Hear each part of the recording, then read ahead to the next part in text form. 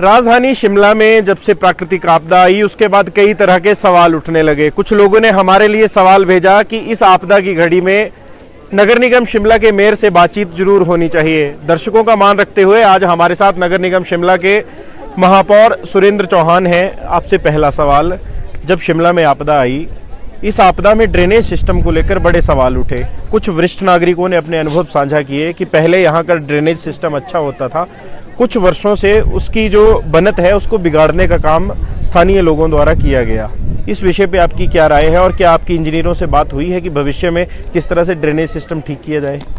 नहीं, बिल्कुल मैं आपकी बात से सहमत हूँ और ये आपदा में जो हमारा नुकसान भी हुआ और एक ड्रेनेज सिस्टम भी इसमें एक बहुत बड़ा कारण रहा है, क्योंकि जो मकानों के में जो डाउन पाइप और छत की पाइप और ड्रेन जो हमारी जैसी होनी चाहिए थी वो नहीं बनी थी और पानी की निकासी एक दूसरे के मकानों में छोड़ी गई और छतों का जो पानी है उसको भी प्रॉपर नालों में नहीं हुआ और जो हमारे नालों का चैनलाइजेशन और ड्रेनेज सिस्टम वो प्रॉपर नहीं है और उसके लिए बहुत हमारी बड़ी गहन चर्चा भी हो रही है और नगर निगम के हाउस में भी इसमें भी काफ़ी चर्चा रहेगी और माननीय मुख्यमंत्री जी का भी इस पर खुद वो मॉनिटरिंग कर रहे हैं इस इशू को शिमला को लेकर के कि किस तरह का डिज़ाइन स्ट्रक्चर होना चाहिए और किस तरह की सॉइल पे आपका कंस्ट्रक्शन होनी चाहिए और ये ड्रेनेज सिस्टम का इस पर सबसे ज़्यादा ज़रूरी फोकस रहेगा हमारा।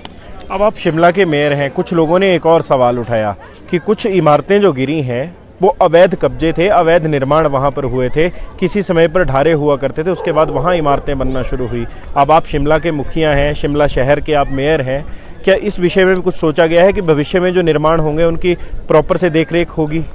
बिल्कुल, ये आपकी बात ठीक है। इसमें कहो क्योंकि पुराने समय में कुछ एरिया ऐसा था कि जहाँ पर ढारों को बनाया गया और उसके बाद वहाँ पानी बिजली भी दिया गया, कई चीज़ों का उसका नुकसान भी हुआ है और लेकिन उसको स्ट्रक्चर जो है उसका गहरा उसको पिलर नहीं दिए गए।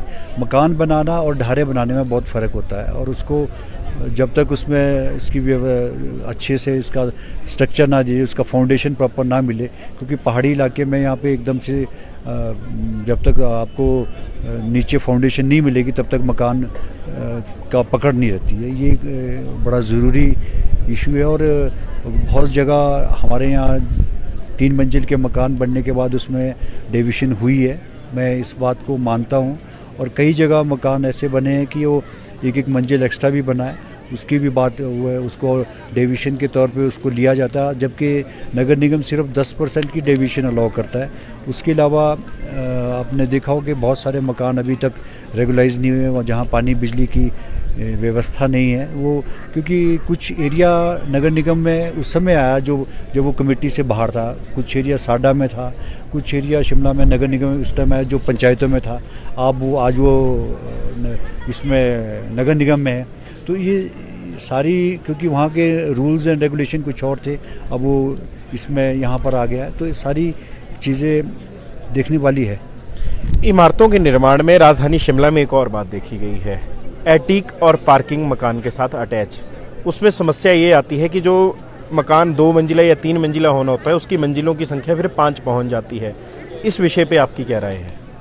देखिए, जो एटिक है मैक्सिमम जगह सब जगह अभी गवर्नमेंट ने कैबिनेट ने एक डिसीजन भी लिया था कि एटिक को हैबिटेबल करना चाहिए, क्योंकि सभी लोग बना रहे हैं। छत की हाइट लगभग 5 से 6 फीट तक थी और उसको 8 से 10 फीट तक कर दिया गया है। तो अभी आपने देखा होगा कि लोग एटिक को रहने के लिए बड़ा अच्छा मानते हैं, तो उसको हैबिटेबल किया गया उसके। लेकिन इसमें मैंने ये देखा कि पुराने जो मकान है शिमला में उसमें जो हमारे टॉयलेट और किचन है वो अलग अलग है, दोनों जगह अलग अलग जगह पे चल रहे हैं। तो उसके लिए सबसे ज़रूरी है कि हमें एक बार जो ओल्ड लाइन पे जो नक्शा पास होता है, किचन और टॉयलेट को का जो सीवरेज और टॉयलेट का वेस्ट है एक साइड से जाए, क्योंकि पुराने मकानों में टॉयलेट और किचन अलग अलग है, उसमें किचन का वेस्ट कहीं ओपन में जाता है और टॉयलेट का कहीं और जाता है। तो ये भी बहुत बड़ी एक समस्या मैंने ओल्ड शिमला में देखी है। जो एक ये भी काफ़ी हो रहा है। और दूसरा इस बार एक्सेस रेंज भी रही है, बारिशें ज़्यादा हुई है। और आपने देखा होगा शिमला में स्मार्ट सिटी को लेकर के कई जो पब्लिक पाथ बने हैं उसकी वजह से भी ड्रेनेज सिस्टम कहीं ब्लॉक हुआ है और वो पानी की निकासी नहीं हो पाई है।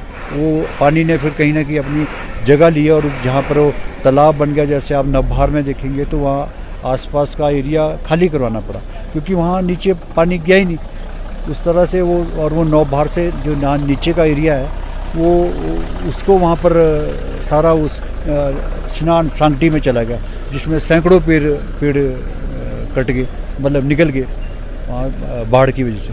तो ये कई चीज़ें कमियाँ रही हैं। और पुराने समय में जो नालों का चैनलाइजेशन था वो बहुत अलग से था। अंग्रेज़ों का जो नालों की जो उनकी चैनलाइजेशन, उसको जो नाले बनाते थे तो उसमें कच्चे पत्थर की, सिंगल पत्थर की चनाई होती थी और उसको वाटर लेवल जो है ग्राउंड लेवल उसमें जाता था, पानी रिस के ज़मीन में जाता था।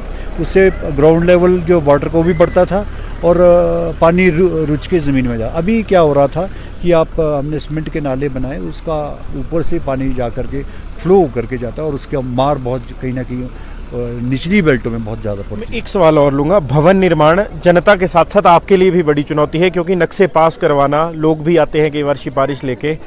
शिमला को जिस तरह से मीडिया में भी आपने देखा होगा कई तरह की बातें सामने निकल कर आई। भवन निर्माण वर्तमान के साथ साथ भविष्य में भी चुनौती है। अब भवन निर्माण में किस तरह की डायरेक्शन एमजी शिमला द्वारा रहने वाली है? देखिए, मैं सबसे पहले तो आप एक ड्रेनेज सिस्टम का हमारा बड़ा स्ट्रॉन्ग हो रहेगा। और इससे पहले भी हमने वाटर हार्वेस्टिंग का एक लॉ बनाया था, लेकिन मुझे लगता है वो ऐसा इम्प्लीमेंट नहीं हुआ जैसा उसको इम्प्लीमेंट होना चाहिए था। क्योंकि पानी जो है टॉयलेट और किचन में ही और कपड़े धोने में ज़्यादा यूज़ होता है। खाने के लिए तो पानी 2-3 बाल्टियाँ भी बहुत होती है, लेकिन उसके लिए हमारा बड़ा स्ट्रॉन्ग वो रहेगा इस बारी कि आपको एक व्यवस्था बनानी ही पड़ेगी। आपको जो वहाँ से आपके जो सेटबैक्स है वो छोड़ने पड़ेंगे, प्रॉपरली उसमें ड्रेनेज सिस्टम भी रखना पड़ेगा। और पानी की निकासी के लिए हर जगह जो डाउन पाइप्स होती हैं हर आदमी को उसमें जगह देनी पड़ेगी ताकि हम उस जो छत का पानी है उसको नालों में और साथ लगती ड्रेन में डालें, क्योंकि उससे बहुत जगह नुकसान हुआ है। बहुत ज़्यादा बारिशें और उससे जो सीपेज हो रही पानी की और मकानों को बहुत नुकसान हुआ है। जनता ने अपने मेयर के लिए एक और सवाल भेजा है। जहां पर मेयर बैठते हैं वहां से नीचे जो फूड कोर्ट बनाया गया है, जनता सवाल कर रही है कि क्या स्थानीय व्यंजनों को प्राथमिकता नहीं देनी चाहिए थी? नहीं, वो एक्चुअली में इसमें हाई कोर्ट ने भी मॉनिटरिंग की थी। हालांकि मेरे समय से पहले ये हो चुका है। जब मैंने इसको ज्वाइन किया इसका टेंडर हो चुका था और इसका कार्य भी लगभग पूरा हो गया था। जो मेरे ध्यान में कुछ चीज़ें लाई गई थी जो हमारी परिधि में आता है कि उसमें ईसी और वो लगाए गए थे बाहर से, उसका हमने नोटिस भी दिया है कॉन्ट्रैक्टर को या जो उसको चला रहा है उसका, उनका जवाब भी हम ले रहे हैं। और दूसरा ये हेरिटेज कमेटी भी है हमारी, उसको भी हम आगे भेज सकते हैं। दूसरा जो आपने लोकल व्यंजनों की बात की, मैं खुद इससे मैं परिचित हूँ और मैं खुद चाहता हूँ कि स्थानीय जो हमारे यहाँ का जो व्यंजन है वो भी मिलना चाहिए। और मैं समय समय पे आगे आप आने वाले समय में देखेंगे कि हम स्थानीय जो हमारा व्यंजन है, फेस्टिवल्स है, फूड फेस्टिवल है, उसको मैं लगाऊंगा और यहाँ का जो हमारा व्यंजन है उसको भी हम बढ़ावा देंगे। आपदा में अवसर, अवसर से राहत, आपने भी आज एक प्रोग्राम लॉन्च किया है। उस प्रोग्राम की पूरी रूपरेखा क्या है और लाभ क्या होने वाला है? देखिए, मैंने एक अपने वार्ड के हमारे लोगों ने लगभग 1-1.5 लाख के आसपास की राशि हमने एकत्र की थी। उसका चेक के आपदा राहत राशि में हम देने जा रहे हैं माननीय मुख्यमंत्री के पास।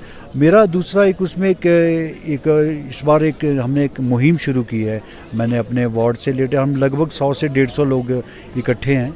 एक समूह हमने बनाया है। उसका उद्देश्य हम 1000 रुपया हर आदमी इकट्ठा करेगा। उसमें राशि जो एकत्र होगी 1 लाख या 1.5 लाख के आसपास इकट्ठी होगी। हम उस राशि को लगभग 6 महीने तक सरकार के आपदा में देंगे।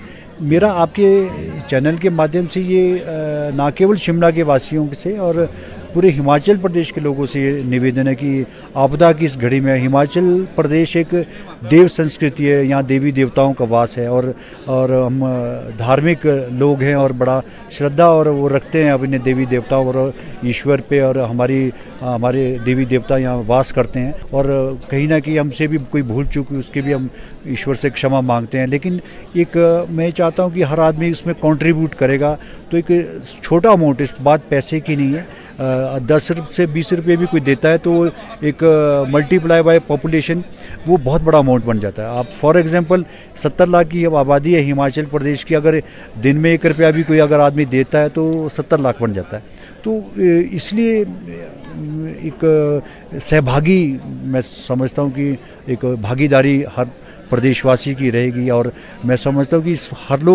हर आदमी इसमें आगे आएगा, क्योंकि आप विपत्ति के समय में हिमाचल प्रदेश अपने पैरों पे ज़रूर खड़ा होगा, मेरा ऐसा मानना है। और माननीय मुख्यमंत्री जी इसमें कड़ी मेहनत भी कर रहे हैं और बहुत लोगों का सहयोग इसमें मिल रहा है। आप इसमें इतने लोग आगे आ रहे हैं कि, और मैं समझता हूं कि हम जल्द इस आपदा से बाहर निकल के आएंगे और हिमाचल प्रदेश एक आने वाले समय में उन्नति और तरक्की के रास्ते पे चलेगा। और विशेष तौर पर मैं शिमला से कहूँगा कि शिमला में सैलानी हमारे पर्यटक आएँ और हम इस शिमला को बहुत सुंदर और आपके लिए बहुत अच्छी पहाड़ों की रानी को हम और आप अच्छे से अच्छी सुविधा यहाँ देने की कोशिश करेंगे। आपने पर्यटकों का जिक्र किया, पर्यटकों की सुरक्षा सुनिश्चित करती है नगर निगम शिमला? देखिए, हर जगह नेचर से लड़ा नहीं जा सकता, नेचर का अपना होता, लेकिन हम हर उस जो हमारा परिधि में जो हमारे कार्य क्षेत्र जो हमारा है, चाहे वो सफाई को लेकर के है, चाहे आपको व्यवस्था को लेकर के है, दूसरी चीज़ें जो हमारे क्षेत्र में आती है, मैं उसको भरपूर अपनी तरफ से हम कोशिश भी करेंगे। और नगर निगम का हर पार्षद हर तरह से एक हम संस्था है इसको सेनानियों को और पर्यटकों को देने की कोशिश करेंगे। और मैं आपके चैनल के माध्यम से अपील करूँगा कि वो शिमला आएँ और इसका पहाड़ों की रानियों को निहारे जरूर। एक आखिरी सवाल, कुछ लोग राजधानी शिमला के आसपास के सुरक्षित पेड़ों को भी आपदा में अवसर मानकर काट रहे हैं, उस पर आपकी क्या प्रतिक्रिया है? देखिए, मैंने आज मैंने ये कहा है कि इसमें सर्वे होना चाहिए। आप जो हमारा स्थानीय पार्षद है, नगर निगम का जो स्थानीय पार्षद है और उसके साथ लगता है जो नगर फॉरेस्ट कॉरपोरेशन के जो लोग हैं और वो या फॉरेस्ट डिपार्टमेंट के एक सर्वे के साथ आप वहाँ के स्थानीय